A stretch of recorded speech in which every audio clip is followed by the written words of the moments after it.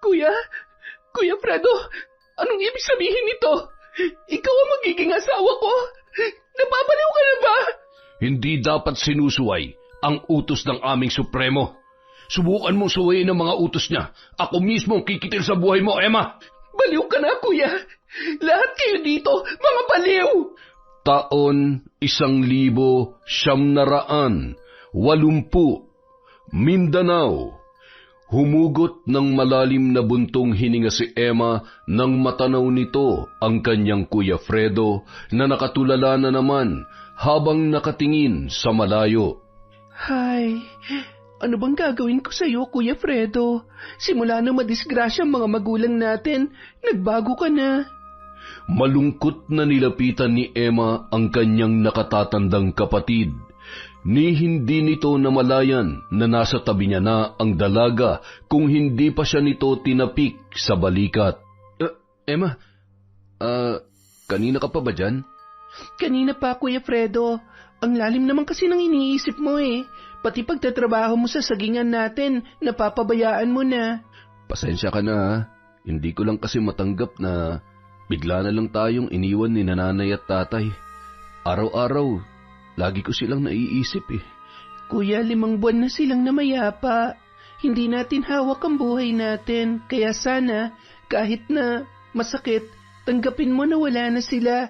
Nasasaktan din naman ako kagaya mo pero iniisip ko na lang na buhay pa tayo. At kahit na paano, dapat magpasalamat pa rin tayo na may iniwan silang kabuhayan para sa ating dalawa. Sana ako na lang ang nawala. Kung alam ko lang na mangyayari to, hindi na sana ako naglasing. Hindi sana sila napahamak. Buhay pa sana si nanay at tatay. Shh! Ayan ka na naman, kuya eh. Walang mangyayari kung paulit-ulit mong sisisihin ang sarili mo. Halika na, pumasok na tayo at kumain na tayo ng almusal. Tanghali na, may trabaho pa tayo sa sagingan. Pwede bang mauna ka nang kumain? Hindi pa ako nagugutom eh. May pupuntahan lang ako sa bayan. Oh, sige na nga. Huwag ka na munang pumunta sa sagingan para malibang-libang ka naman sa ibang lugar. Mag-iingat ka, kuya, ha? Pagdating ni Emma sa bukid ay masaya siyang sinalubong ng kanyang tauhan na si Esteban. Halos yakapin siya nito sa sobrang tuwa. Naku, Emma, may maganda akong balita sa'yo. Ano po yun, Chong? Kagagaling lang dito na may-ari ng factory ng ketchup sa bayan. Gusto nilang tayo ang maging supplier nila ng mga saging. Heto, narito ang kontrata. Iniwan niya na para mabasa mo. Magandang balita nga po yan, Chong Esteban. Pero hindi po ako magdedesisyon yan kundi si Kuya Fredo. Siya po ang panganay kaya hintayin na lang po natin siya. Nasan ba yung kuya mo? Bakit nga pala hindi kayo magkasabay na pumunta dito? Yan nga po ang problema ko ngayon eh, si Kuya. Ilang buwan na po siyang lagi na lamang tulala. Laging sinisisi ang sarili at parang wala na siyang gana magtrabaho. Napapansin ko nga laging tulala yung kuya mo. Hayaan mo at kakausapin ko siya. Pero sana kumbinsihin mo rin siya na magandang oportunidad na itong dumating ngayon sa ating negosyo. Sige po, Chong. Yan naman talagang pangarap ni nanay at tatay. Ang mapalagong sagingan natin. Magdadapit hapon na nang makauwi si Fredo sa kanilang bahay. Nanibago si Emma dahil masaya ang aura ng kanyang kuya. Emma? Emma, nandito na ako. May maganda akong balita sa'yo. Uy, ako rin, kuya. May maganda akong balita sa'yo. Pero sige, mauna ka na magkwento. Naalala mo ba yung matalik kong kaibigan noon nung nasa high school pa ako? Si Danny, nagkita kami kanina sa bayan. Asensado na siya, Emma. Nakapagpatayo na siya ng 3 resort sa Laguna. Inalok niya ako na magtrabaho sa kanya bilang isa sa mga manager ng resort. Nag-asawa na raw kasi yung manager na humahawak sa isa sa mga yun eh. Kaya pumayag na ako agad. Pumayag ka kaagad? Ang layo ng Laguna, kuya. Paano naman yung sagingan natin? Ikaw lang ang nakakaalam ng pasikot-sikot ng ating negosyo. Pati mga tauhan natin sa sagingan, gamay mo na ang pamamahala sa kanila. Emma, alam mong matagal ko ng pangarap na magamit ko ang pinag-aralan ko sa management. Kaya ito na yung pagkakataon. Hindi ka ba masaya para sa kuya mo? Ang labo mo naman, Kuya Fredo eh. Ang alam ko nag-aaral ka ng management para ikaw mag-manage ng sagingan. Tapos sa iba ka magsisilbi. Tsaka may maganda rin akong balita sa'yo. O sige, ano ba yung magandang balita na yan? Yung factory ng ketchup sa bayan, kinukuha nila tayo para mag-supply sa kanila ng mga saging. Swerte na natin to, kuya. Kaya bakit ka palalayo? Palaguin natin na magandang pagkakataon na to. E di, ikaw nang mamahala sa sagingan. Andyan naman si Chong Esteban eh. Sa kanya ka magpaturo ng mga hindi mo pa alam. Nakatapos ka rin naman ng pag-aaral kaya dito mo gamitin sa negosyo natin. Kesa naman kalawangin lang yung utak mo. Yun ba talagang totoong dahilan kung bakit ka aalis dito? O nakukonsensya ka kasi nang dahil sa'yo namatay si nanay at tatay? Dahil imbis na ikaw ang dapat na sumama sa pagda-deliver, naglasing ka lang buong magdamag. Di lumabas din ang totoo. Parati mong sinasabi sa akin na huwag kong sisihin ang sarili ko, na hindi ko kasalanan na namatay ang mga magulang natin. Pero ano, ha? Ngayon sinusumbatan mo na ako at sinisisi? Ang plastic mo naman, Emma. Ayokong sisihin ka, kuya, pero pinipilit mo ko. Pinabayaan mo na nga sila noon na umalis. Ngayon, pababayaan mo naman ang tanging kabuhayan natin? Yan ang iniwan nila para sa atin, kuya. Oo na. Gusto kong umalis kasi nahihirapan na ako. Sa tuwing nakikita kong bahay natin, sa tuwing nakikita kong sagingan, sa tuwing nagpupunta ako sa mga lugar na pinupuntahan natin, sobrang sakit at lalong hindi ako makakalimot kung nandito lang ako, Emma. Tandaan mo, kuya, hindi solusyon ang pag-iwas. Hanggang kailan mo gagawin yan? Matanda ka na. Harapin mo dapat mong harapin dahil hanggat umiiwas ka, hindi ka magkakaroon ng katahimikan. Nakapagdesisyon na ako. Ikaw na munang bahala sa sagingan at ikaw na rin ang pumirma sa kontrata. Ipagbibili na lang kita kay Chong Esteban. Sa makalawa na ako alis. Kuya, dumito ka na lang. Huwag mo naman akong iwan. Sa pakiusap ng kanyang kapatid, parang walang narinig si Fredo. Dumiretso na yon sa kanyang silid at isinara ang pintuan. Ang tigas talaga ng ulo mo, Kuya Fredo. Padalos-dalos ka na lang lagi sa pagdedesisyon. Makalipas ang ilang araw, papaalis na si Fredo. Ni hindi nito sinaluhan si Emma na kumain ng almusal dahil nagmamadali na yung umalis. O kuya, kumain ka muna. Ang dami ko pa namang niluto para hindi ka magutom sa biyahe mo. Hindi na, kumain ka na dyan. Mamaya kakain din naman kami ni Danny. Basta, huwag niyong pababayaan ng sagingan ha. Susulat ako ng madalas para hindi ka mag-alala sa akin. Sige na, tanghali na, alis na ako. Sige kuya, ingat ka sa biyahe. Sumulat ka kaagad ha. Kahit papaano, naging masaya na rin si Emma sa pag-alis ng kanyang kuya. Dahil kinakitaan niya ng panibagong sigla ang kanyang kapatid. Hayaan na muna natin siya, Chong. Naisip ko rin, baka sa ibang lugar ay tuluyan niya na makalimutan ang masamang nangyari sa mga magulang namin. Ano pa nga ba magagawa natin? Tayong dalawa na lang muna ang bahala dito sa sagingan. Yung kontrata nga pala, napirmahan mo na. Ako na magdadala sa factory ng kliyente natin dahil bibili na rin ako ng pataba. Kaunti na lang pala yung pataba natin dyan Mahirap na maubusan. Eto po, napirmahan ko na. Kayo na lang po ang bahala magpag-usap sa mga patakaran natin. Sige po, Chong, ingat po at ako naman ay kakausapin ko yung mga tauhan natin. Makalipas ang ilang araw, nakatanggap na si Emma ng sulat at litrato mula sa kanyang Kuya Fredo. Wala naman yun naging problema at nakita niyang masaya ang kapatid sa ipinadala nitong mga larawan sa kanyang bagong trabaho. Naging abala naman si Emma at ang kanyang tiyo Esteban sa kanilang sagingan. Ilang linggo lang, gamay na rin niya ang pamamalakad ng kanilang negosyo at mas lalong naging malakas ang bentahan nila ng mga saging. Aba, Chong, ang laki ng kinita natin ngayon sa loob lang ng 2 linggo. Nako, matutuwa nito si Kuya Fredo at maraming salamat din po sa tulong niyo, Chong. Hindi ko po kakayanin to kung wala kayo at ang mga tauhan natin na masisipag. Nako, wala yon. Natutulungan mo rin naman ako at ang pamilya ko. Tandaan mo, mag-ipon ka rin ng para sa sarili mo para kung dumating man ang panahon na mag-aasawa ka na ay meron kang sariling pera. Hay, Chong, wala pa po sa isip ko mag-asawa. Dapat lumago muna tong negosyo na iniwan sa amin ni nanay at tatay. Emma, nagkakaedad din ng tao. Baka naman sa kakatrabaho mo ay tumandang dalaga ka na niyan. Wala sa lahi natin ang ganon. Chong, darating din po yun. Baka hindi pa panahon para magkita kami na mapapangasawa ko. Mabilis ang araw na lumipas at naging masyado ng abala si Emma sa kanilang negosyo na patuloy sa paglago, kaya hindi niya na namalayan na hindi na rin sumusulat ang kanyang Kuya Fredo. Aba, magdadalawang buwan na pala. Ngayon ko lang napansin, parang hindi na sumusulat si Kuya Fredo ah. Teka nga't masulatan. Baka nagtatampo na yun sa akin dahil hindi ko nasagot ang mga sulat niya noon. Sobrang naging abala kasi ako sa negosyo eh. Noong una, baliwala lang kay Emma na hindi sinasagot ni Fredo ang kanyang mga sulat. Inisip niya na abala rin yun sa kanyang trabaho. Ngunit makailang ulit na siyang nagpadala ng sulat ay hindi pa rin yun sumasagot. Chong, parang nababahala na po ako. Maglilimang buwan na hindi pa rin sumasagot sa mga sulat ko si Kuya Fredo.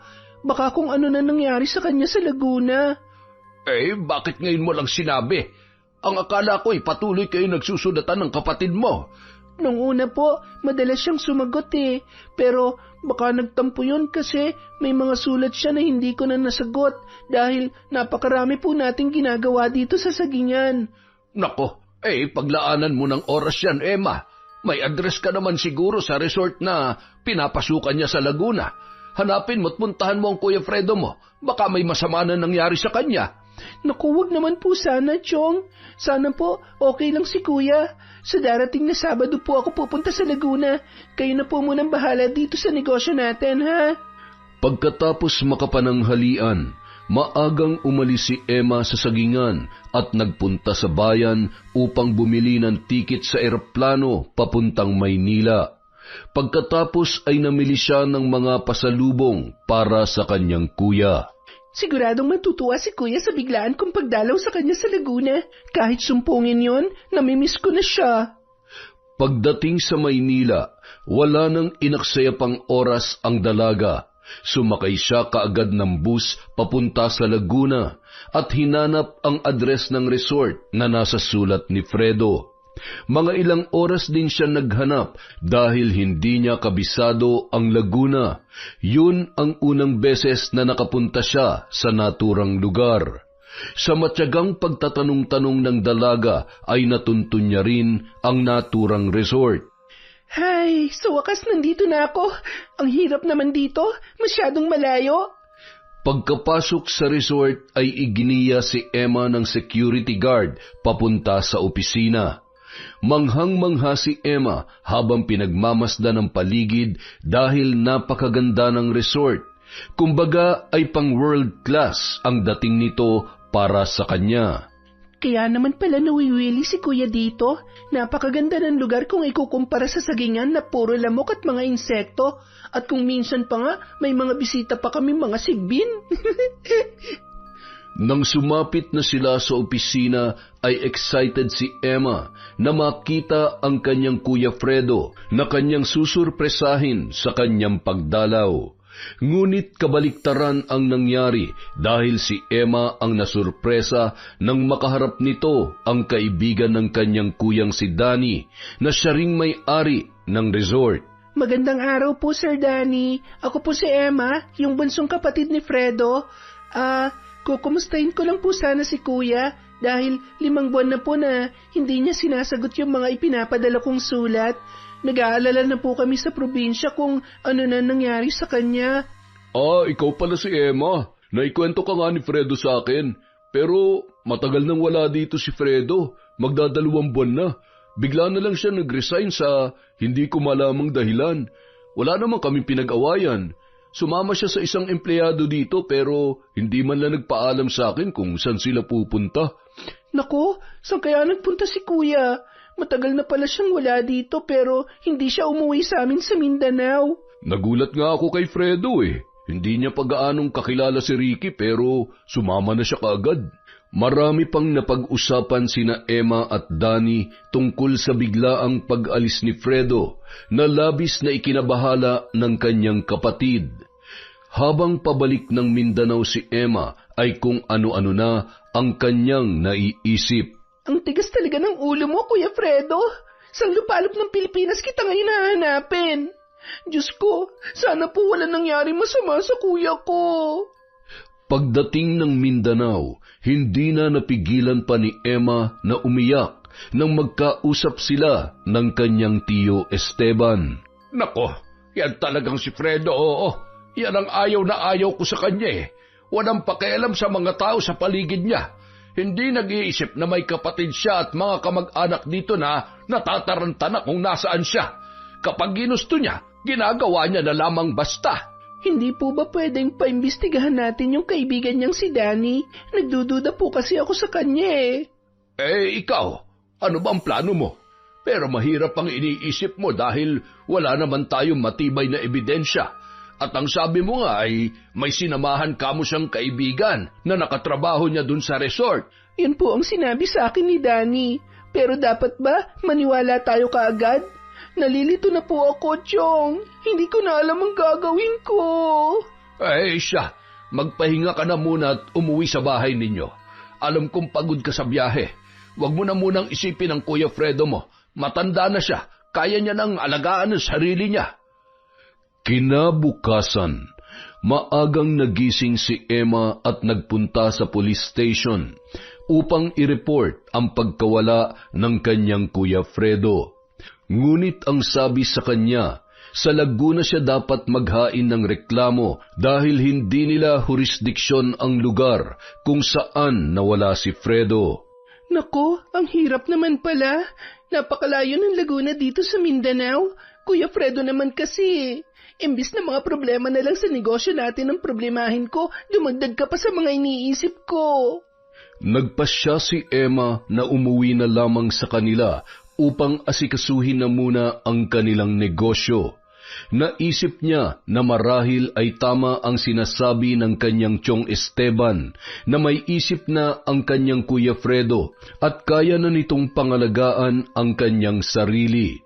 Dahil sa sobrang pagkaabala ni Emma at ng kanyang tiyong Esteban, hindi na namalayan ng dalaga na halos magtatatlong buwan na ang lumipas na hindi pa rin umuuwi at nagpaparamdam ang kanyang kuya.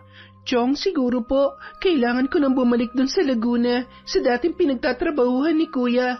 Ire-report ko ng pagkawala niya. Baka nga may masama nang nangyari kay Kuya, tapos wala man lamang akong ginagawa para hanapin siya. 3 buwan na, ni sulat wala pa rin siyang ipinapadala sa akin. Eh siya, sige, ikaw ang bahala. Kailan mo ba planong umalis? Sa susunod na linggo na po, tatapusin ko na muna ang anihan natin ng mga saging at luluwas na ako papuntang Laguna. Isinantabi na muna ni Emma ang pag-iisip sa kanyang kuya dahil kailangan niyang tutukan ang pag-aasikaso sa kanilang mga saging na pang-export.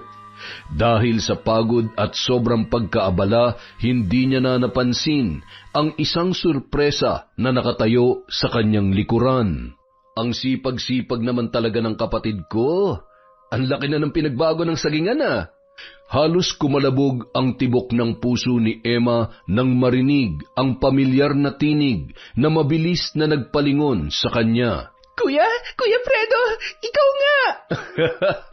Nagulat ka, no? Kumusta na ang bunso kong napakasipag, ha?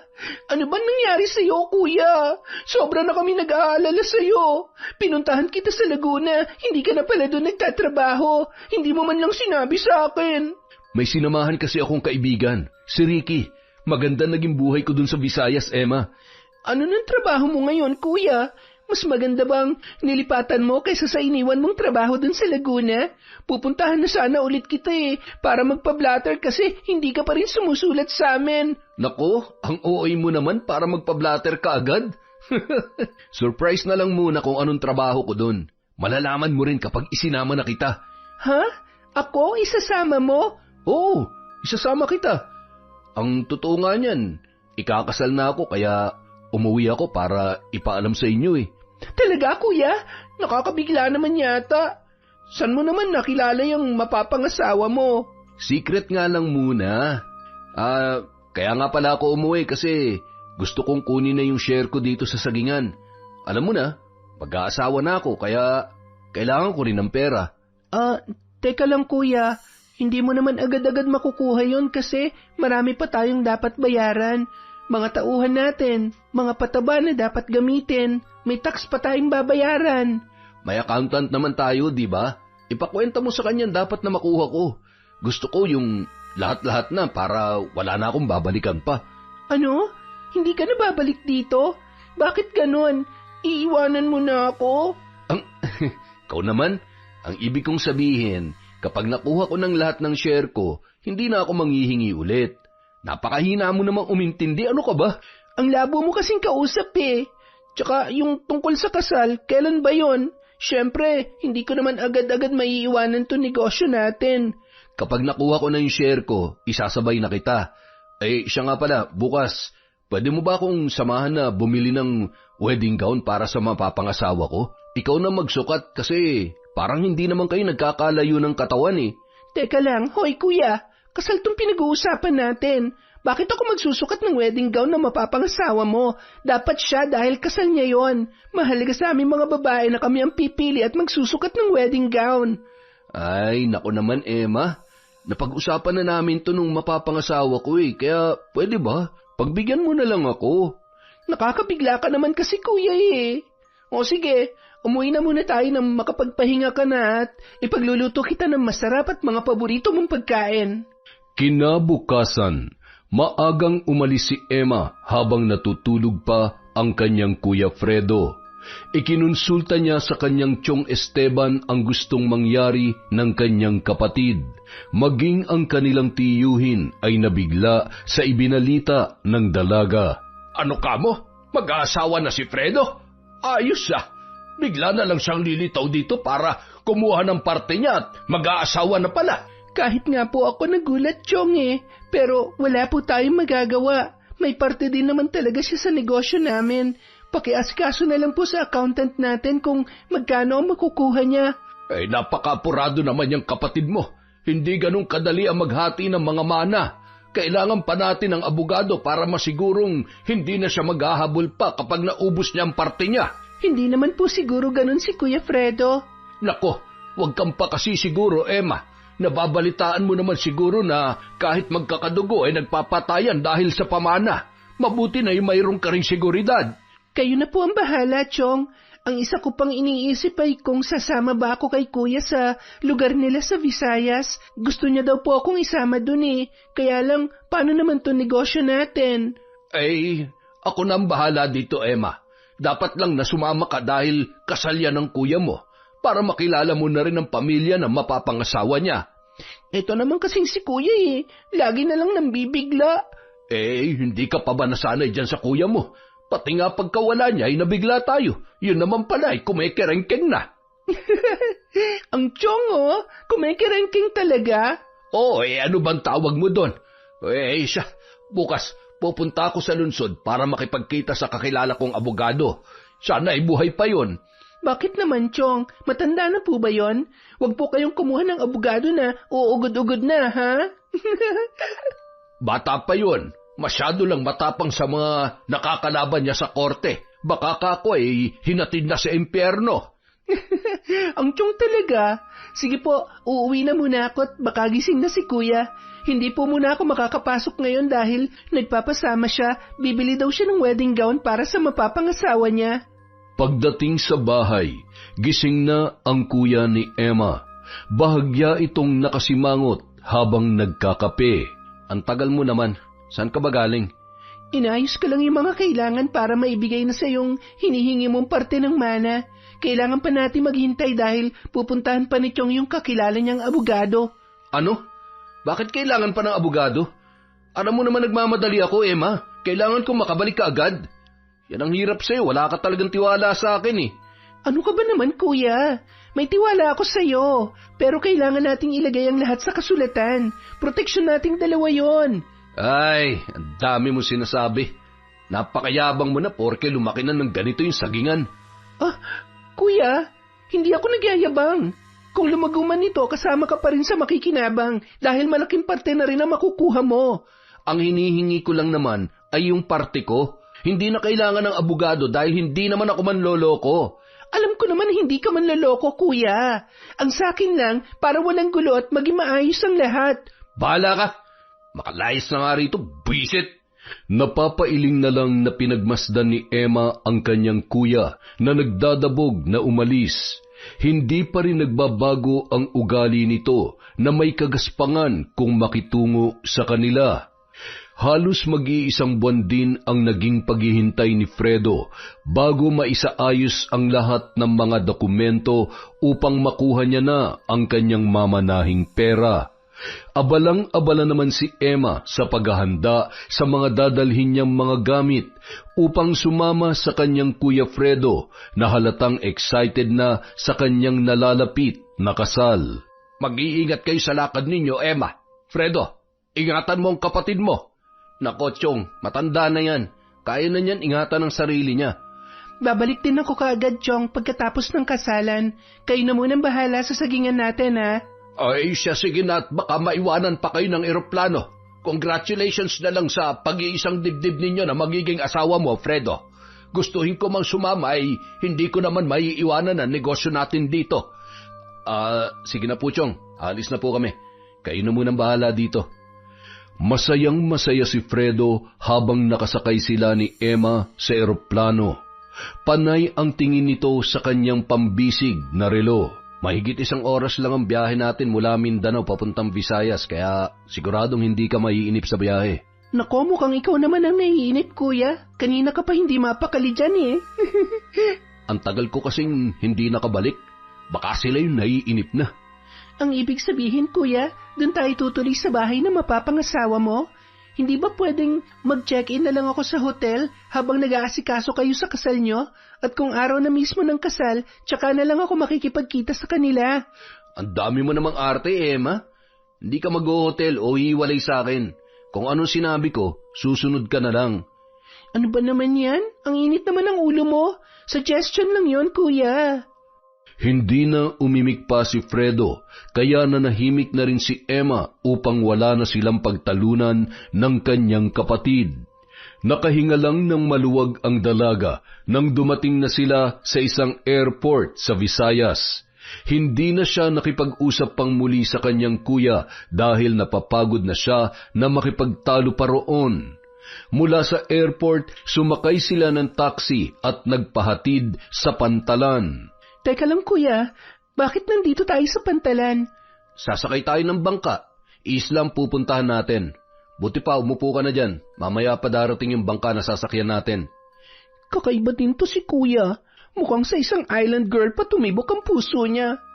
Hindi naman nainip sa paghihintay si Emma dahil napakaganda ng paligid at napakalinaw ng karagatan na nagmistulang ginto ang galaw ng mga alon dahil sa direktang sinag ng araw na tumatama doon. Nakaka-relax naman ang lugar na to, kaya siguro nawili na rin na tumira dito si kuya. Habang nagmamasid sa paligid, dumating na sa wakas ang bangka na sasakyan ng magkapatid. Mayroon yung sakay na mga pasahero. Habang bumababa ang mga tao na lulan ng bangka ay hindi nakaligtas kay Emma ang kakaibang tingin ng mga yon sa kanya. Matalim at pailalim kung tumitig ang mga yon. Maging ang 2 bangkero na nagpapaandar sa makina ng bangka ay kakaiba ang tingin sa kanya. Nakaramdam ng hindi maganda si Emma, ngunit pilit niya yung binaliwala. Nang makasakay na ang magkapatid, nagsimula ng mag-usisa ang dalaga. Isa lang bang bangka dito sa isla, kuya? Oo, isa lang. Kaya may oras kung kailan ka pwedeng makaluwas at makauwi sa isla. Ang hirap naman kung ganun, kuya. Paano na lang kung halimbawang may emergency o kaya nasira ang bangka? Wala. Nakatenga ka sa isla at kung pauwi ka naman, hindi ka makakauwi. Nako, ang hirap naman ng ganon. Wala ka bang balak na lumipat sa lungsod? Magtayo ka ng negosyo o kahit na anong pagkakakitaan. Ang dami mo namang alam, Emma. Hindi ako aalis dito at huwag mo akong pakialaman. Gulat na gulat si Emma sa inasal ng kanyang Kuya Fredo. Wala itong pakialam kung mapahiyaman siya sa 2 bangkero na kasama nila. Nagpatay mali siya na lamang ang dalaga at inaliw na lang ang kanyang sarili sa magagandang tanawin at hindi na muling kinausap ang kanyang kuya. Bumaba ka na dyan, Emma. Aalalayan kita. Sila na bahala sa dala mong mga gamit. Tuwang-tuwa naman si Emma habang naglalakad sa puting buhangin ng isla. Ang ganda naman dito, kuya. San nga pala mga tao dito? Bakit wala akong nakikita? Sa loob kami ng kakahuyan nakatira. Sumunod ka na lang. Ano? Sa loob kayo ng kakahuyan nakatira? Narinig mo naman, di ba? Kailangan ko pa bang ulitin? Kanina pa ako napipikon sa lalaking tuwa. Ang sungit-sungit. Akala mo na may menopause na. Huh? Nagdadabog na sumunod na lamang ang dalaga sa kanyang Kuya Fredo. Habang nakasunod naman sa kanyang likuran, ang dalawang lalaking bangkero na nagbubuhat ng kanyang mga gamit. Ilang minuto na rin silang naglalakad sa loob ng kakahuyan, kaya nakaramdam na ng pagod si Emma. Kuya, malayo pa ba? Napapagod na ako eh. Masanay ka na sa bago mong mundo, Emma. Anong sabi mo? Anong bagong mundo? Alam mo, ngayon ko lang nalaman na ipinaglihi ka pala ni Nanay sa loro. Lahat na lang ng sinasabi ko, inuulit mo. Nanggigigil na inirapan ni Emma ang kanyang kuya. Hindi na siya muling kumibo para iparamdam kay Fredo na naiinis na siya. Gulat na gulat si Emma nang sumapit na sila sa lugar na sinasabi ng kanyang Kuya Fredo. Hindi niya akalain na sa gitna ng kagubatan ay may isang komunidad na naninirahan. Lalo siyang namangha nang maglabasan ang lahat ng mga nakatira doon at sinalubong sila ni Fredo kasama ang isang matandang lalaki na mabalasik kung tumingin at nakasuot ng napakaraming medalyon sa leeg na iba't iba ang hugis at kulay. Ito ang kinikilala nila na si Supremo Tomas. Ang weirdo naman ng matandang to, parang si Raulo. At mas lalo pang nagulat si Emma nang biglang dumapa ang kanyang Kuya Fredo sa lupa na nakadipa ang mga kamay at nagbigay galang sa matandang Supremo. Pagbati po, aming Supremo Tomas. Pasensya na po kayo dahil natagalan ng pagpoproseso ko ng aking pamana. Narito na po ako at dala ko ng pera para sa ating samahan. Biglang nagpanting ang tenga ni Emma sa kanyang narinig mula sa kanyang Kuya Fredo. Hindi na nito napigilan ang hindi mapasigaw. Ano, kuya? Kinuha mo lang ang parte ng pamana mo dahil sa taong ito? Nahihibang ka na ba? Dahil sa sinabi ni Emma, dali-daling bumangon si Fredo at nagngangalit ang bagang na hinarap nito ang kapatid at sinampal ng ubod lakas, dahilan upang mawalan yun ng balanse at matumba. Hindi pa yun nakontento. Hinablot niya ang buhok ni Emma at piniga nito ang pisngi ng dalaga at galit na nagsalita. Walang hiya kang babae ka? Wag mo nilalapastangan ang ating Supremo. Igalang mo siya higit kanino man. Bitiwan mo ako. Wala kang karapatan na saktan ako ng ganito. Bitiwan mo na siya, Fredo. Wala pa siyang alam sa mga patakaran natin dito sa ating samahan. Pasensya na po at patawad po, Supremo Tomas. Ako na po ang humihingi sa inyo ng paumanhin sa masamang asal ng aking kapatid. Hindi masama ang ugali ko, kuya. Nagagalit ako kasi ang tanga mo. Muli na namang inumangan ni Fredo ng kanyang mga kamao ang kapatid, ngunit naging maagap si Supremo Tomas. Fredo, ako nang bahala sa kapatid mo. Sige na, pumunta na muna kayo sa inyong mga kubo at magpahinga. Ramdam ni Emma ang galit ng lahat ng tao sa kanyang paligid nang magsialis ang mga yun. Ngunit wala siyang pakialam dahil mas matinding galit ang kanyang nararamdaman nung mga oras na yun. Nang makaalis na ang lahat ay nilapitan ni Supremo Tomas ang dalaga. Hindi nito inaalis ang pagkakatitig sa kanya mula ulo hanggang paa na nagdulot kay Emma ng lalong pagkainis. Pakiramdam niya, hinuhubaran na siya ng matandang Supremo dahil sa malagkit na pagkakatitig sa kanya. Oh, Anong tinitingin-tingin mo dyan, tanda? Alam mo, kung ako sa'yo ay ititikom ko na lamang yung matabil mong dila. Wala pang sino man ang bumastos sa akin. Hindi ka nila binabastos kasi lahat sila mga tanga, kasama ng Kuya Fredo ko. Ang kapal din naman ang mukha mong hingi ng pera ng kuya ko, no? Bakit hindi ka magtrabaho, ha? Talagang malakas ang sumapi sa iyong kampo ng kadiliman. Ngunit pasasaan ba't magiging kapanalig ka rin ng aming samahan? Ako pa talagang sinapian? Baka kayong nasasapian dito. Nagpapanggap na banal para manloko ng kapwa. Kitang-kita sa mata ng Supremo ang pinipigilang galit dahil sa mga pang-iinsulto sa kanya ng dalaga.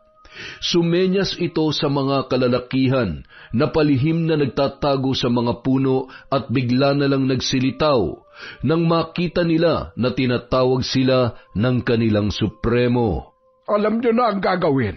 Ikulong sa hawla at ibilad sa araw ng 1 linggo. Huwag niyong bibigyan ng pagkain. Ang sino mang mahuli ko na sumusuway sa pinag-uutos ng inyong kataas-taasang Supremo, may kaparusahan na inyong pagsisisihan. Teka lang, bitawan niyo ako. Sino ba kayo sa tingin niyo para ikulong ako dito, ha? Habang nagpupumiglas si Emma, natanaw nito ang kanyang Kuya Fredo na nakatingin lang sa di kalayuan. Galit na tinawag ito ni Emma. Ano, Kuya? Panonoorin mo na lang ako na sinasaktan ng mga baliw na to? Pauwiin mo na lang ako! Ngunit parang walang narinig ang lalaki sa mga sinabing yon ng dalaga. Wala yung reaksyon at ni hindi man lang kinakitaan ng pag-aalala sa kapatid. Nakasalukuyang kinakaladkad at ikinulong sa hawlang kahoy na malapit sa ilog. Mga hayop kayo! Pakawalan niyo ako dito! Sunod-sunod ang ginawang pagsigaw at pagwawala ni Emma nang maikulong na siya. Lalo siyang nagalit nang matanaw niya ang kanyang Kuya Fredo na parang walang nangyari at nakikipagtawanan pa yon kay Supremo Tomas. Hayop ka, Kuya! Sarili mong kapatid ipinahamak mo! At hayop ka rin, Supremo! Oras na makatakas ako dito, sisiguruhin kong may kalalagyan kayo! Lalong tumindi ang galit ni Emma nang makarinig siya ng grupo ng mga kababaihan na patungo sa ilog upang maglaba. At waring nananadya ang mga yon na pagtawanan siya at paringgan ng mga mapanlait na salita. Kawawa naman kayo, mga panatikong mukhang tanga na sumasamba sa manloloko mukhang baliw. Nang sumapit na ang gabi, nakaramdam si Emma ng gutom at pagkauhaw. Sinubukan niyang sirain ang hawlang kahoy upang tumakas, ngunit matibay ang pagkakagawa roon. Nang mapagod, sumalampak na lamang siya sa sahig at umiyak. Kung alam ko lang na ganito mangyayari sa akin, hindi na ako sumama sa iyo, Kuya Fredo. Nilaso na ng kultong ito ang utak mo. Habang lumalalim ang gabi, patuloy sa pag-iyak si Emma. Hindi niya sukat akalain na ang pagpapaunlak niyang sumama sa kanyang kuya ang magiging dahilan upang magmistula siyang hayop na ikinulong sa kakahuyan at halos pagpiestahan ng mga lamok buong magdamag. Kinabukasan, papasikat pa lamang ang araw nang maalimpungatan ang dalaga. Nagising siya sa isang malakas at sunod-sunod na pagkalabit sa kanyang braso. Naroon ang 2 lalaki na inutusang ikulong siya. Ano na naman ang kailangan niyo? Hindi kumibo ang 2 lalaki. Sa halip ay inumpisahan na nilang buksan ang kulungan at pinalabas ang dalaga. Dinala nila si Emma sa kubo ng kanyang Kuya Fredo na kasalukuyang kumakain ng almusal. Oh, kumain ka na. Huwag ka nang maging lapastangan kay Supremo Tomas para hindi ka nakukulong. Akala ko ba 1 linggo akong ikukulong na matandang weirdo? Bakit wala siyang paninindigan? Isang malakas na paghampas sa mesa ang isinagot ni Fredo sa kanyang kapatid. Ano ba, Emma? Kung gusto mo pa mabuhay, sumunod ka na lang sa ipag-uutos namin. At bakit ko naman kayo susundin, ha? Kuya, nagpunta ako dito na maayos para saksihan ng kasal mo. Hindi para ikulong, pagbantaan at utusan ng kung ano-ano. Tama na, Emma. Ngayon nandito ka na. Siguro oras na para malaman mo na habang buhay na tayong mananatili dito. Natigagal si Emma sa sinabi ng kanyang Kuya Fredo. Doon na nagsimulang makaramdam ng takot ang dalaga. Kuya, anong habang buhay ang pinagsasasabi mo? Hindi mo ako mapipilit na manirahan dito at sumapi sa mga kalokohan ninyo. Uuwi na ako! Kung makakauwi ka pa. Tandaan mo, Emma, dito na tayo itinadhana, kaya umpisahan mo ng mahalin kung ano man ang meron dito. Kuya naman, gumising ka nga. Wala tayong kinabukasan dito. Huwag kang magpakatanga. Huwag na huwag mong insultuhin ang doktrina at paniniwala namin kay Supremo Tomas. Siya ang tunay na Diyos. Buhay na buhay at kaya niya kaming iligtas sa apoy ng nagbabagang impyerno. Kaya kung gusto mo maligtas ang kaluluwa mo, magsisi ka na sa mga kasalanan mo at magtika. Naiyak na lamang si Emma sa lahat ng mga narinig mula sa kanyang Kuya Fredo. Mistulan na itong nababaliw sa pagiging panatiko kay Supremo Tomas. Diyos ko, ano na ba nangyayari sa kapatid ko? Tulungan mo po ako na maliwanagan ang kanyang pag-iisip. Maghapon na nagkulong sa kanyang silid si Emma. Hindi na nito namalayan na nakatulog na siya dahil sa sobrang pagod. Wala siyang kamalay-malay sa mga plano ng kanyang Kuya Fredo at Supremo Tomas. Hindi niya alam ang papalapit na pagkasira ng kanyang buhay. Pagsapit ng gabi, nagising siya nang marinig ang malalakas na katok ng kanyang kapatid. Emma, gumising ka na. Mayroong salo-salo sa labas. Kumain na tayo. Hindi na tumutol si Emma at nakipagtalo sa kanyang kuya. Tahimik siyang sumunod sa kapilya dahil nakaramdam na siya ng gutom. Namangha si Emma nang makarating sila sa kapilya dahil napakaraming masasarap na pagkain ang nakahain. Pagpasok nila roon ay isang magarbong pagsalubong ang ginawa sa kanila ni Supremo Tomas. Narito na ang ikakasal sa darating na kabilugan ng buwan. Ang taong may malaking naiambag sa ating samahan at itinalaga ko bilang aking kanang kamay. Kaya kung ano ang paggalang niyo sa akin, ay siya rin paggalang ang dapat na ibigay niyo sa taong ito. Fredo, halika dito sa harapan upang makilala ka ng lubos ng ating mga kasapi. Ha? Ang galing talagang magmanipula ng baliw na to. Ginawa pa niyang kanang kamay ang Kuya Fredo ko dahil alam niya na mapera. Habang nagpapakilala si Fredo ay kitang-kita naman ni Emma kung paano siya titigan ni Supremo Tomas. Nagdulot yun kay Emma ng pagkairita. Akala siguro na manyakis na to makukuha niya ako sa hipnotismo niya. Sige lang, makikisakay lang ako sa inyo para makatakas sa impyernong lugar na ito. Pagkatapos magpakilala at magsalita ni Fredo sa harapan, nag-umpisa na ang kainan. Agad na kumuha si Emma at nagmamadaling kumain. Habang nagkakagulo ay may isang babae na pasimpleng lumapit at bumulong sa kanya. Huwag kang lumingon sa akin. Kumain ka lang. Tumakas ka na bago pa mahuli ang lahat. Paano? Ang hirap tumakas dito. Ngunit bago pa man muling makapagsalita si Amira, nagulat na lang ang dalawa nang magsalita sa kanilang likuran si Supremo Tomas. Masarap ba ang mga pagkain, Emma? Lahat yan ay ipinahanda ng Kuya Fredo mo para sa nalalapit niyang kasal. Ang gastos naman pala rito. Sana sa mismong kasalan nila naghanda ng ganito karami. Sabagay, kung hindi mo nga naman pinaghirapan ng pera, napakadali nitong waldasin. Grabe ang hirap ko sa perang pinanghanda dito, ha? Tapos si Kuya Fredo, napakadali niya lang makuha. Iniinsulto mo ba ako? Ang Kuya Fredo mo ang nagpahanda, hindi ako. Bakit? Naiinsulto ka ba? Ang sabi ko nga, napakadaling nakuha ni Kuya Fredo ang pera, di ba? Bakit mo naman naisip na iniinsulto na kita kaagad? Huwag mo akong gawin tanga. Isa kang lapastangan. Dahil sa sinabi ni Supremo Tomas, nabaling ang atensyon ng lahat sa kinaroroonan ni Emma. Nagmamadaling lumapit sa kanila si Fredo. Emma, Ano na naman bang ginawa mo? Supremo, pasensya na po.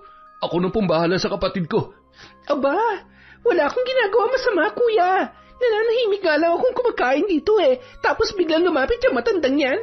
Isa na namang malakas na sampal ang dumapo sa mukha ni Emma mula sa kanyang nakatatandang kapatid. Wala ka talagang galang, Emma. Huwag mo siyang tawaging matanda. Siya si Supremo, ang ating kataas-taasan. Kataas-taasan ninyo, hindi ako. Nang gigigil na kinaladkad ni Fredo si Emma papunta sa kanilang kubo.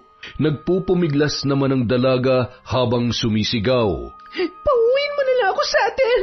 Kung gusto mo magpakatanga dito, huwag mo akong idamay. Sa mga ginagawa mong paglapastangan kay Supremo, isa na lang, Emma, malilibing ka na ng buhay. Halos ibalibag ni Fredo ang kanyang kapatid sa loob ng kanyang silid. Ngunit habang nasasaktan ay mas lalong sumisidhi ang galit ng dalaga. Walang hiya ka, kuya. Naati mo talaga akong saktan dahil lang sa pagsamba mo sa manlolokong yun.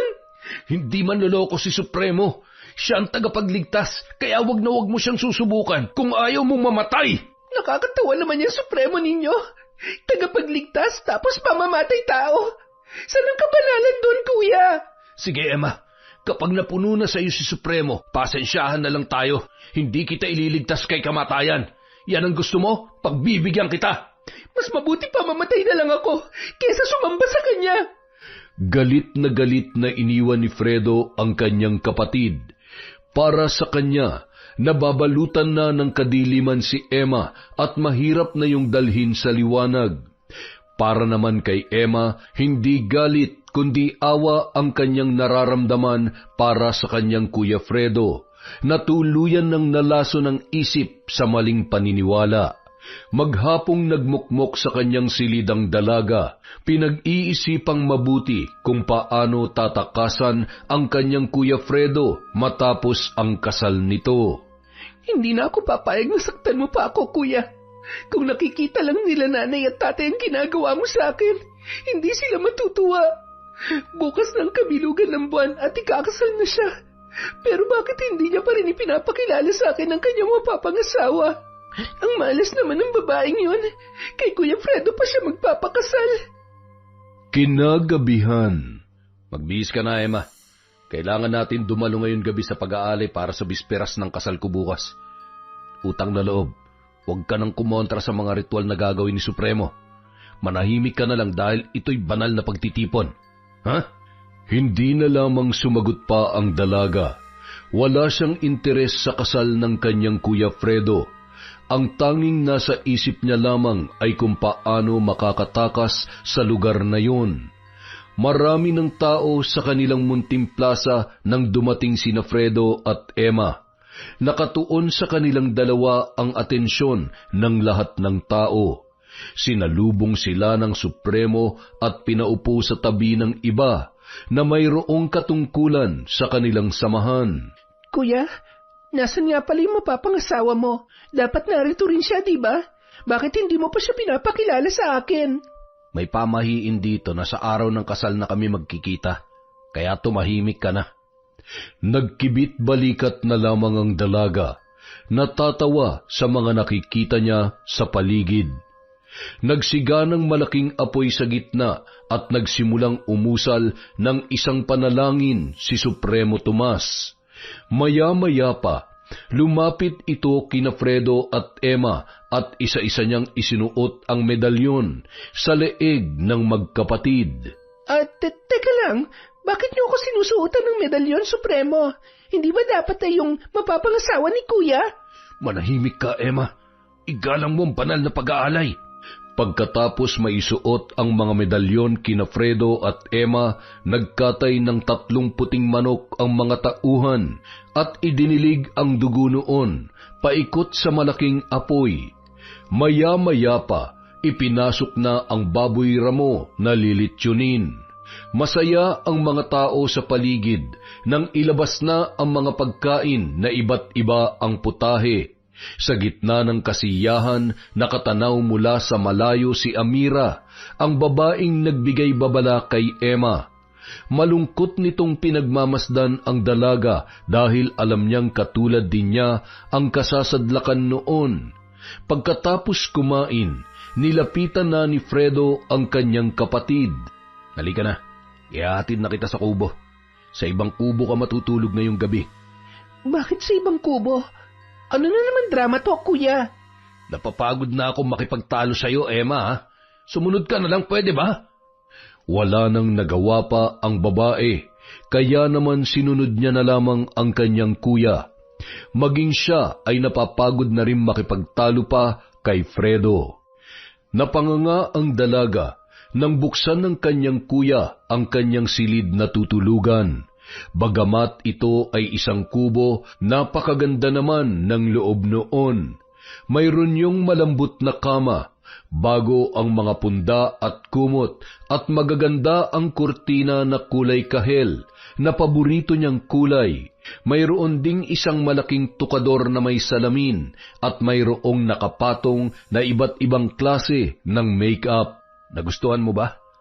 Maganda. Sana dito mo pinatulog yung mapapangasawa mo. May ganyan din siya. Sige na, magpahinga ka na at bukas ay sigurado mapapagod ka. Kinaumagahan, tanghali na nang magising si Emma. Masarap ang pakiramdam niya dahil nakatulog siya ng maayos dahil sa ganda ng silid na kanyang tinulugan. Lalo pa siyang natuwa nang may makitang almusal sa isang maliit na lamesita. May paalmusal pa, pero hindi mo ako mauuto, kuya. Matapos lang tong kasal mo, tatakasan na kita. Kinahapunan, dumating sa kubo si Fredo. May kasama siyang dalawang babae na mag-aayos kay Emma.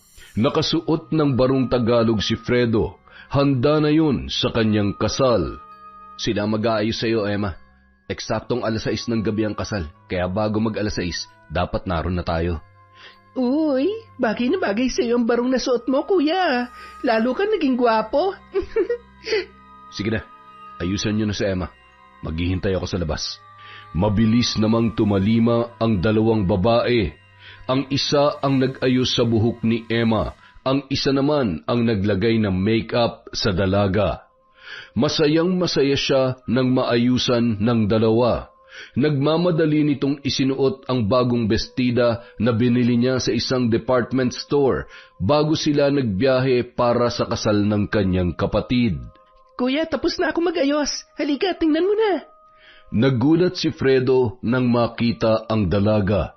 Ngayon niya lang napagtanto na maganda pala ang kanyang kapatid kapag inayusan.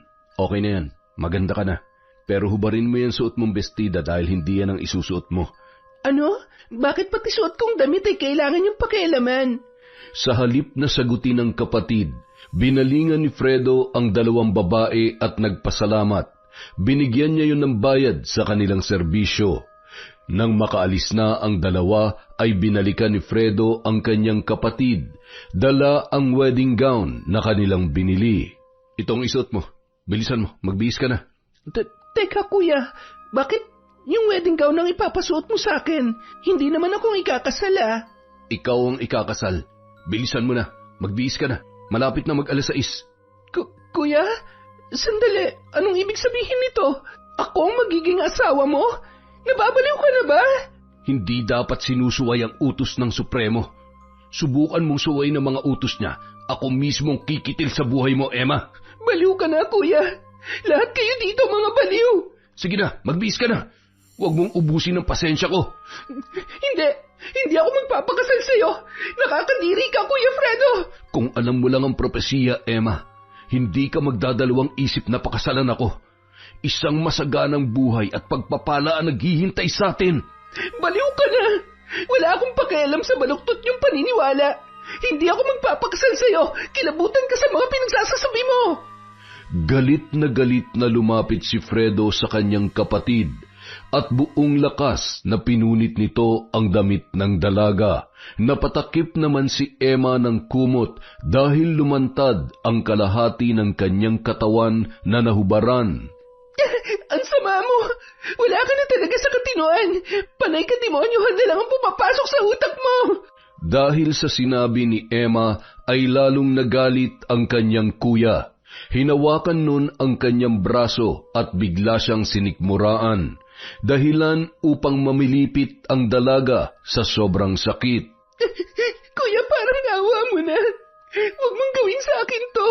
Magising ka na sa katotohanan na panay kademonyohan at kalaswaan lang ang itinuturo sa inyo ng halal niyong Supremo. Sinabi ko na sa'yo, huwag mong lalapastanganin ng Supremo. Mangilabot ka sa parusang matatanggap mo sa hinaharap. Dala ng sobrang galit, lalong pinagpupunit ni Fredo ang suot na bestida ni Emma. Siya na mismo ang nagsuot ng wedding gown sa kanyang kapatid. Sa tuwing tatanggi si Emma ay sampal at suntok ang ginagawa nito, kaya wala nang nagawa ang dalaga. Napakasinungaling mo, kuya. Kaya pala pag hinahanap ko mapapangasawa mo, wala ka may pakilala sa akin. Ako palang plano niyong babuyin. Mga manloloko kayo. Mag-ayos ka na ng sarili mo at lalabas na tayo. Dali! Habang papalabas ng kubo, patuloy sa pag-iyak si Emma. Namumugto na ang kanyang mga mata at nawala na ang make-up sa kanyang muka. Nang sumapit na sila sa kapilya na pagdarausan ng kasal, ay nagmatigas pa si Emma. Ayaw niya nang humakbang papasok sa loob at lalo yung pumalahaw ng iyak. Sumenyas ang Supremo sa kanyang 2 tauhan at sapilitan nilang kinaladkad papasok ng kapilya si Emma na patuloy pa rin sa pagsigaw. Mga baliw kayong lahat! Kung nasa katinoan ang pag-iisip nyo, bakit ipapakasal nyo ako sa kuya ko? Umugong ang bulong-bulungan sa buong paligid. May mga naawa, may nagtawanan at may nagalit kay Emma. Si Amira naman naroon lamang sa isang sulok na awang-awa sa dalaga dahil parehas sila nito ng sinapit. Habang nagpupumiglas si Emma ay nilapitan siya ni Supremo Tomas, hinawakan ang kanyang ulo at nanalangin. Bilang Supremo at kataas-taasang Diyos dito sa lupa, palabasin mo ang demonyong sumapi sa babaeng ito. Sa aking mga kamay, dudurugin ko ang demonyong umaalipin kay Emma. Halos matawa ang dalaga nang marinig niya ang sinabi ng Supremo. Ikaw ang demonyo! Ikaw ang umaalipin sa mga taong tanga at nagpapapaniwala sa'yo! Tiim ang mga bagang na tinitigan ni Supremo Tomas si Emma. Inilapit niya ang bibig sa dalaga at meron siyang ibinulong. Lahat ng pamamahiya mo at paglapastangan sa Supremo ay mayroong kaparusahan. Magdasal ka na dahil malapit ka ng pagpiestahan ng mga uod. O ayan, ito ba ang Supremo na iginagalang nyo, ha? Papatayin niya raw ako dahil pinapahiya ko siya. Tigilan niyo ng katangahan niyo dahil sinungaling na propeta ang taong ito. Hindi na nakatiis pa si Fredo. Nilapitan niya ang kanyang kapatid at muling sinikmuraan dahilan upang ito ay mawalan ng malay. Patawad, Supremo Tomas.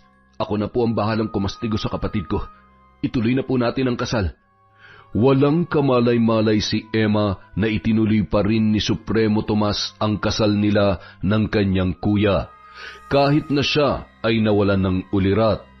Nang magising siya ay naroon na siya sa kanyang silid. Hindi gaanong makakilos ang dalaga dahil sa iniindang sakit ng kanyang sikmura na 2 beses na sinuntok ng kanyang kuya Fredo. Diyos ko, tulungan niyo po ako. Ituro niyo sa akin ang aking gagawin upang makatakas sa impyernong lugar na ito. Habang umiiyak, hinubad na ng dalaga ang wedding gown na ipinasuot sa kanya ng kanyang kuya. Napakasama mo, kuya. Isinusumpa kang wedding gown na ito. Hindi pa man nakakapagbihis ay biglang bumukas ang pintuan ng kwarto ni Emma. Naroon ang kanyang kuya na nakangisi at nakatingin sa hubad na katawan ng dalaga. Dali-daling kinuha ni Emma ang kumot upang takpan ang kanyang katawan. Anong ginagawa mo dito? Umalis ka na. Tapos na ang kasal na pinlano nyo, kaya lumayas ka na sa harapan ko. Bakit mo ako pa alisin? Mag-asawa na tayo, di ba? At pagkatapos ng kasal, may honeymoon na nagaganap. Hindi ba? Ano? Kuya, kung ano man ang iniisip mo, huwag mo nang ituloy. Matakot ka sa Diyos. Kapatid mo ako. Hindi masama ang gagawin natin, Emma. Sabi nga ng Supremo, kasal na tayo at dapat ginagawa na natin ang ginagawa ng mag-asawa. Hindi ako papayag. Nakakadiri ka. Wala ka ng karapatang tumanggi, Emma. Asawa na kita, kaya kung ano man ang gusto kong gawin sa'yo, magagawa ko. Nagmamadaling tumayo si Emma at tumakbo patungo sa pintuan. Ngunit mabilis siyang nahawakan ni Fredo sa braso. Kinaladkad siya nito at isinalya sa kama. Bumalik sa pintuan si Fredo at kinandado yon. Si Emma naman nagsumiksik sa dulo ng kama at umiiyak na. Kuya Fredo, parang awa mo na. Mag-isip ka nga. Magkapatid tayo. Kung nabubuhay sila nanay at tatay, siguradong isusumpa ka rin nila. Paano pa nila ako isusumpa? Patay na sila. Kaya huwag ka nang pumalag. Masarap ang gagawin natin, Emma. Sa kauna-unahang pagkakataon, nasampal ni Emma ang kanyang Kuya Fredo. Napakabastos mo! Demonyo ka na! Dahil sa ginawang pagsampal ni Emma ay lalong nagalit ang kanyang kuya. Sumampa na siya sa kama at pinaghalikan ang kapatid. Kung saan saang dako naglalaro ang kamay nito habang si Emma naman ay patuloy na nanlalaban. Ang bango-bango mo, Emma. Kung alam ko lang na ganito ka kasarap, noon ko pa sana ginawa to. Tama na, kuya! Bitawan mo ako! Sa galit ni Emma ay kinalmot niya ang muka ng kanyang kuya. Nagdugo yun at natuklap ang balat. Dahil sa ginawa niya ay mas lalong naging agresibo si Fredo. Muli niyang sinikmuraan si Emma kaya nang hina na ng tuluyan ang babae at malaya niya nang naisagawa ang pangahalay sa kanyang kapatid. Diring-diri naman si Emma habang ginagawa yun sa kanya ng kanyang kuya. Hayop ka! Napakahayop mo! Halos araw-araw, ginagawa yun sa kanya ni Fredo. Mistulan na siyang lantang gulay at laging nakatulala sa bintana. Samantala, nang minsang mapadaan si Amira sa tapat ng kanilang bintana, ay pasimple niyang inabutan ng sulat si Emma. Nanginginig naman ang mga kamay ng babae nang basahin niya ang sulat ni Amira. Nabuhayan yun ng loob nang mabasa na tatakas silang dalawa pagsapit ng gabi. Kinagabihan, sa tawid ng ilog kung saan ang kanilang usapan ay matyagang naghintay si Amira sa pagdating ni Emma. Salamat. Ano nga palang pangalan mo? Ako si Amira. Mamaya na tayo mag-usap. Baka malaman nila na wala tayo sa mga bahay natin.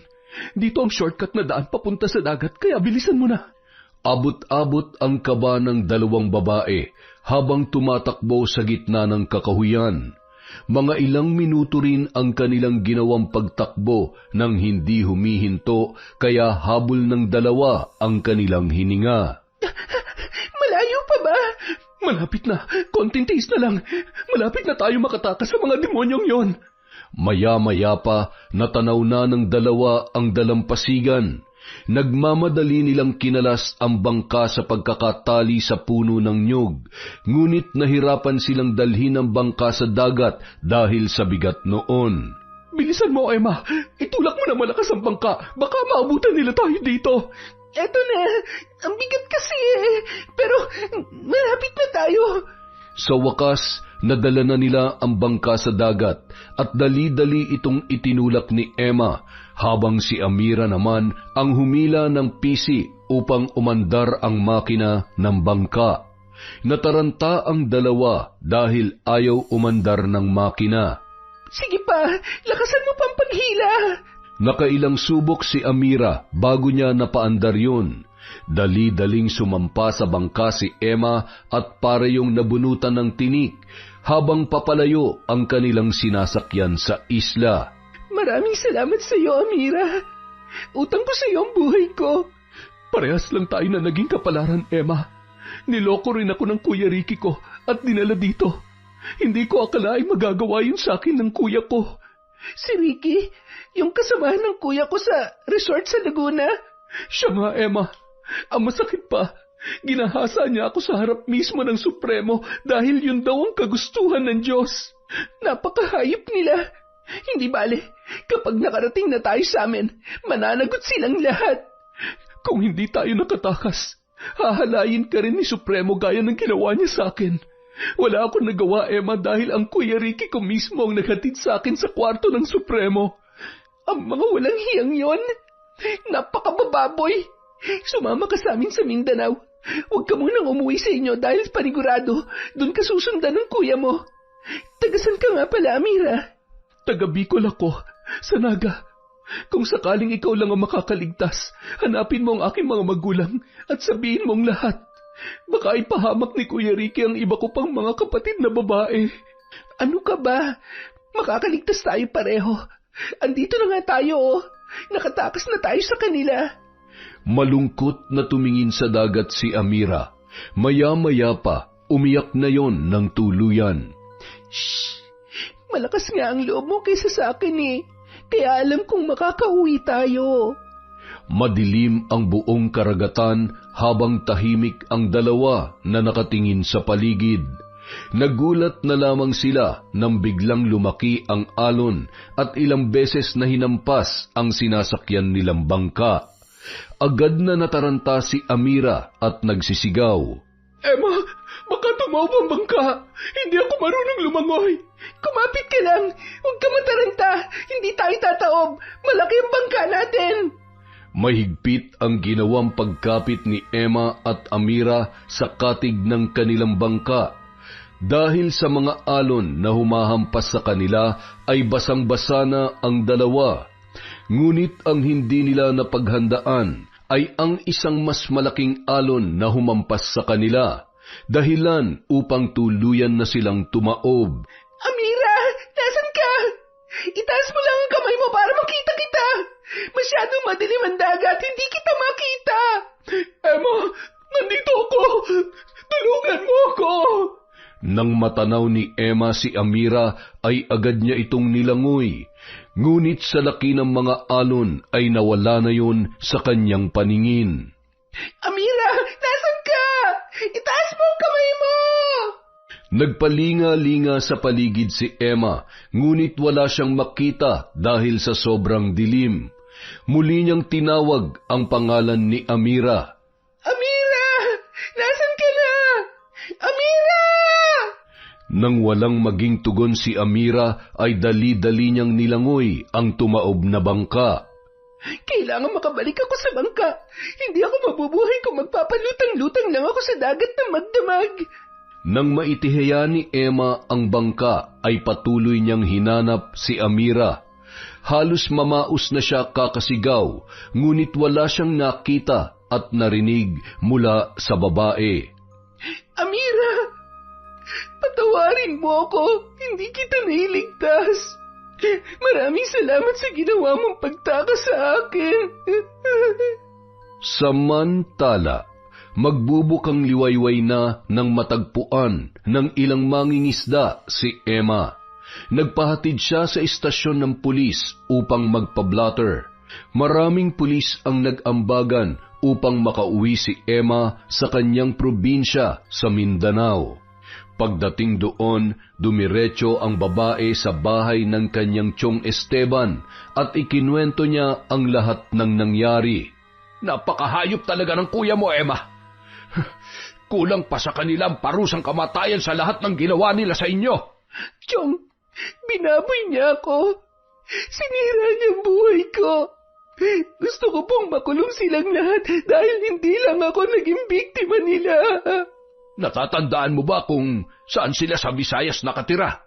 Hindi po, Chong. Pero nung bumaba kami sa airport, alam ko po na nasa Cebu kami. Sa isang isla ako dinala ni Kuya Fredo.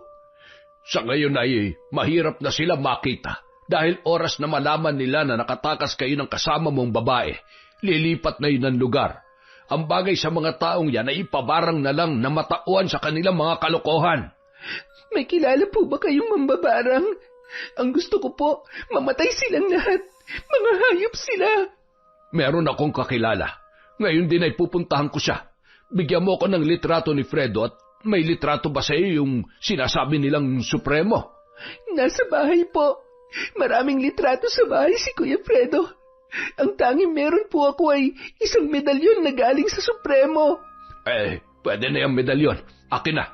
Sasamahan na kita sa inyo at kumuha ka doon ng mga gamit mo para dito ka na muna sa akin. Baka puntahan ka pa doon ni Fredo. Walang makakatulong sa iyo doon. Dito sa amin, marami kang pinsan na tutulong sa iyo. Matapos madala ang lahat ng kakailanganin, umalis na kaagad si Esteban, papuntang Hilaga ng Mindanao. Doon ay nakipagkita siya sa isang matandang mambabarang na matagal niya nang kakilala.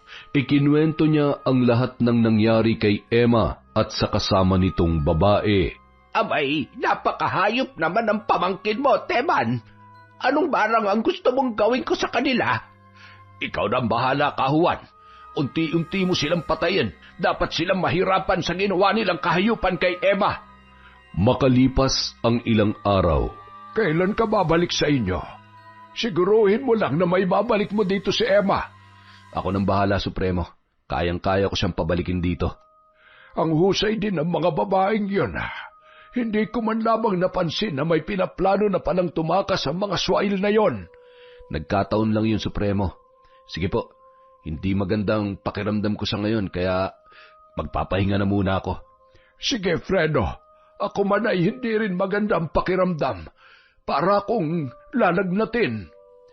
Pagsapit ng 6:00 ng gabi, nakaramdam ng matinding init sa katawan si Fredo. Pagkatapos ay nangati na ang kanyang balat.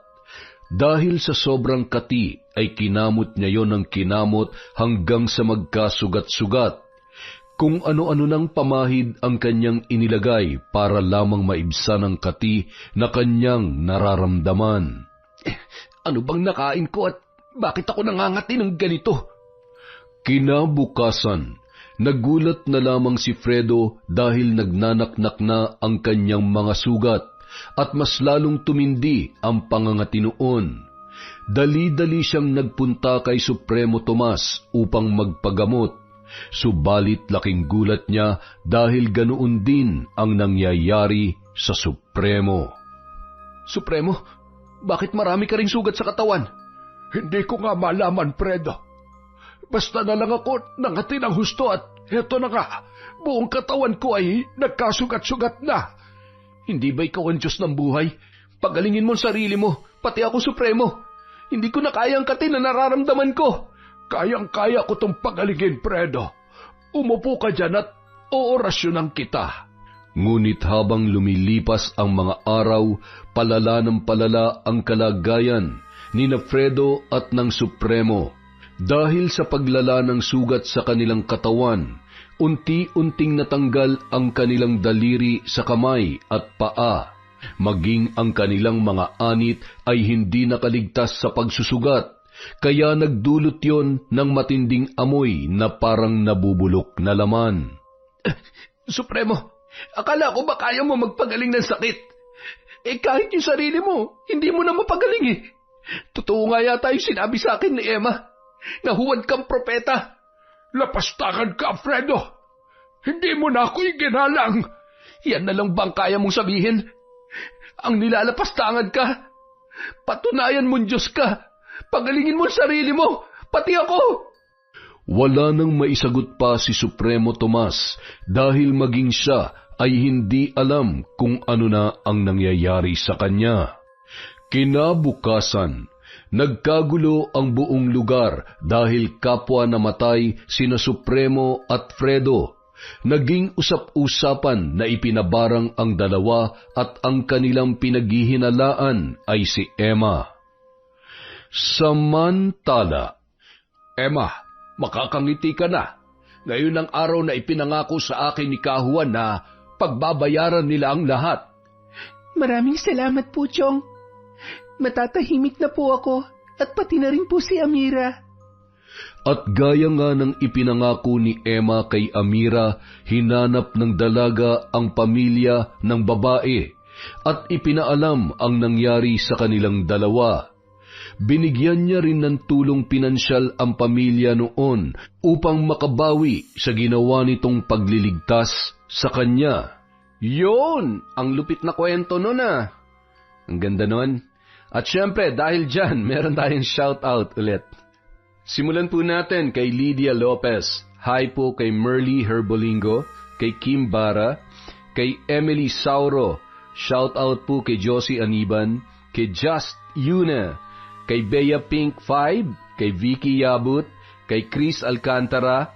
Hi po kay Christy Abad, kay Betty Velasco, kay Edgardo Fontanilla, kay Alan Maglalang at Darwin Joven from Jessica Sobremonte. Hi po kay Michael Safra, kay Virginia Belay. Shout out po kay Capricorn 08, kay Kurt Mina, kay Marcos Balingasa, Shauma TV. Hi po kay Margie Banosong, kay Asodisen Cerilla, kay Araymic 17. Shout out po kay Marjorie Dequila, kay Julia Andrea Adan, kay Hana Maylin Sesgundo. Hi din po kay Diana Lopez, kay Mami Liana Nalugon. Shout out kay Pamela Allen, kay Noemi Garcia Pabunan.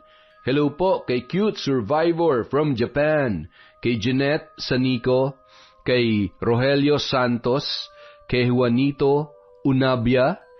Hi din po kay Cecil Vlog, kay Regan Machico, kay Hani Austria, Marilor Guevara and Naling family, kay Joseph Jimenez, Marjorie Ann M. Kines.